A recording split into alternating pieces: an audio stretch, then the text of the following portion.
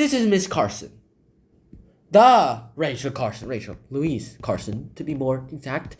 And she is the star of the environmental protection movement. She's the one who inspired everyone to go green. No pun intended, I just wanted to wear like this. But if it wasn't for her and her book, Silent Spring, our world will be full of DDT. Which might sound suppressing, but it's not that bad, to be honest. As a result, today I'm going to go into her life, tell you every detail about her. Maybe not every detail, but you get the point. And let's get this started with. First off, we always need the basics. She was born on May 27th of 1907 in Springdale, Pennsylvania. This is Springdale, Pennsylvania. Obviously, this is not her home. This is where she was born. In fact, they literally turned this whole thing into a monument. It's called the Rachel Carson home. You can just visit the house if you want, I suppose. Not exactly sure how this works because I haven't searched this up. Now, next up, though, here we go. Rachel Louise Carson was born here, and according to Wikipedia, her childhood was spent searching around the farms, looking for all the little insects, everything else, and basically setting the stage for inspiration to become a biologist. More specifically, a zoologist, but you get the idea. She would attend the Springdale's local small school until the 10th grade, from kindergarten all the way to 10th grade. Nice. And then after finishing high school in Parnassus, Pennsylvania, well, she spent 11th to 12th grade in that place I just mentioned, Parnassus, Pennsylvania. Still in Pennsylvania. And then she graduated in the class in 1925 as the top of her class. And this is in 44 students. That's no small achievement. In fact, let me just do some math real quick. 2 times 88, 12. So about 3, so 2 again, 88. And this time we get like 32, 3. Yeah, not even 8 is gonna work. Basically, she's in like the 0.02%. She's like in the 2% of her class, the top 2% of her class. She's like the top 1%, to be honest. More specifically. After that, she decided to go to college because this was the era when ladies are starting to become more intelligent and they're like, we are the enlightenists as well too, and we're going to college whether you like it or not. World War II just ended. What did you expect? World War I. And somewhere around here is Miss Rachel Carson. I have no idea which one she is because her face is different.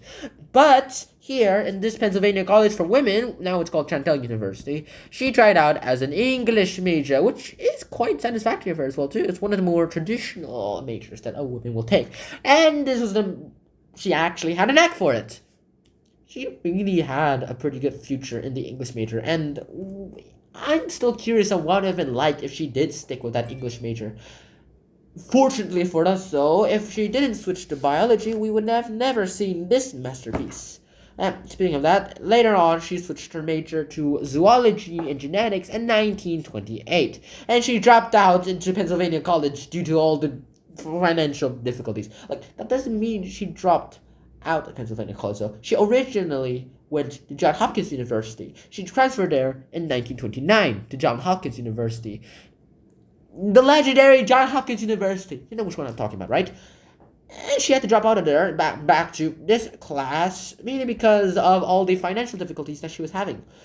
But it didn't really matter anyway, because later she went back to Johns Hopkins University in 1929. I probably have some of my dates wrong. Do not think about the dates too specifically. And she went there for a whole year, and then she just switched to part-time student in 1930 because she became an assistant in a lab where she would get actual skills, hands-on skills in biology and zoology. She studied zoology and genetics here.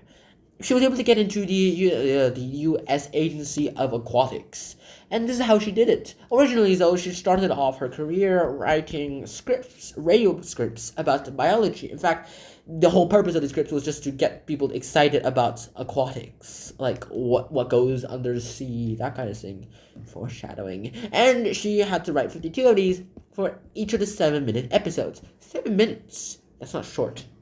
I can tell you that.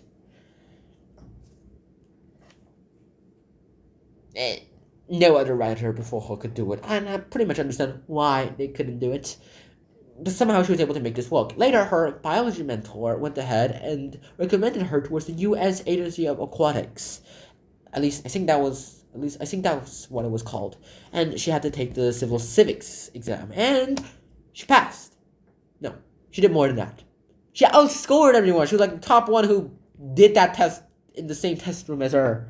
I'm not exactly sure how many people that is, but that's still impressive. That's when she started writing this book. And she wrote this: Under the Seaweed, a naturalist picture of ocean life.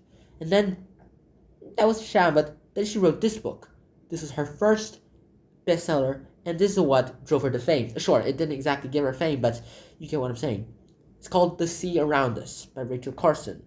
And this is the one that got the fame, the most fame ever. Later, she wrote this, which sold pretty well, but not as well as that. And then she went through a life-changing discovery. Because until then, the United States of America in World War II used this magical chemical called DDT. And it was basically magic insect repellent. Good news is, it doesn't harm humans, even if you inhale it. They made propaganda videos where they literally went ahead and put DDT around humans. They literally sprayed them on humans while they were in pools. And it did no effect on them. At least, seemingly, it did no effect on them. Under the hood, though, that's an entirely different story. DDT kills by entering the neurotoxins, the neural system of the insects. And by entering the neural system, well, the fly instantly gets paralyzed. And then it dies. That's pretty much what DDT is. In its liquid form and its powder form, no insect is a match to DDT. Unfortunately, it's not just the insects that are no match to DDT. The environment is no chance to the DDT. Mankind fighting nature will have to be mankind fighting itself, because mankind and nature have to be together. Mankind tries to control nature, well then, that's not how it works. We have to use symbiosis. But once you try to control something that shouldn't exactly be controlled but should be worked alongside, because we live on this thing, we can't control our home. Our home is by itself an entire living organism, and we are just like the bacteria that crawl on our screen. Our bacteria probably try to control us all the time, but they just don't know that we're a world controlled by a brain, controlled by something, I suppose. Silent Spring, though, that's an entirely different story. She wrote this book mainly because of the DDT, and after, again, because she was trying to find a project to write about, and one of her friends contacted her, trying to sue the government, help her sue the government. I think it was him, actually. Help him sue the government on to, against spraying DDT in his own home, because he literally saw the poor little birds in his home during the spring, all dropped dead, all victims of DDT poisoning. And this is why she called it Silent Spring, because spring was silent without the birds. And in here, she gave one of the most grimmest stories of all time, whereas her other books talked about the fancy life under the sea. In Silent Spring, she gave the grim, dark future where humanity conquered nature in ways that were pretty toxic. There are still things to be optimistic about this, though. I'll tell you about them soon. To this, she rose to international fame. She was able to speak towards Congress and help create the Environmental Protection Agency. Not directly, of course. She died too soon before that. But John F. Kennedy himself was able to go ahead and make sure that it was established. And other things as well, too. I couldn't find a clip for this, but I remember John F. Kennedy in one of his speeches, someone asked him about the environment. And he said, I remember about Miss Rachel Carson's book. So, and he talks about it a little bit. People are listening to her. And this is kind of a risky move as well, too. Because, remember, this is the 1960s. Science was primarily a men's subject, a men's realm. And, well, no women at least, has ever went ahead and criticized this big of an industry. Loads of companies, chemical businesses relied on DDT. In fact, they even got a chemist to try to go ahead and debunk Miss Rachel Carson's theories. Or should I say observations? They aren't even theories, they were observations. But eventually, she came out on top. And to this day, we are able to go ahead and make sure that none of this bias, none of this nonsensical bias keeps going on. And that's pretty much all about it, I'm gonna say. Miss Rachel Carson died next year after, well, Silent Spring was published. Silent Spring was published in like 1963 in Great Britain. She died on April 14th of 1964. The last and best of her work. They should give her a presidential, freedom medal, like Presidential Medal of Freedom, or something like that. Some kind of presidential honor, even after her death. I'm pretty sure they just did.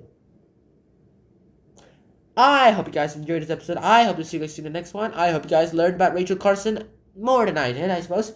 And until next time, Shihon out, peace. Bye-bye. Support me by subscribing and sharing this video. It takes a long time to make these. Lots of effort. Bye-bye.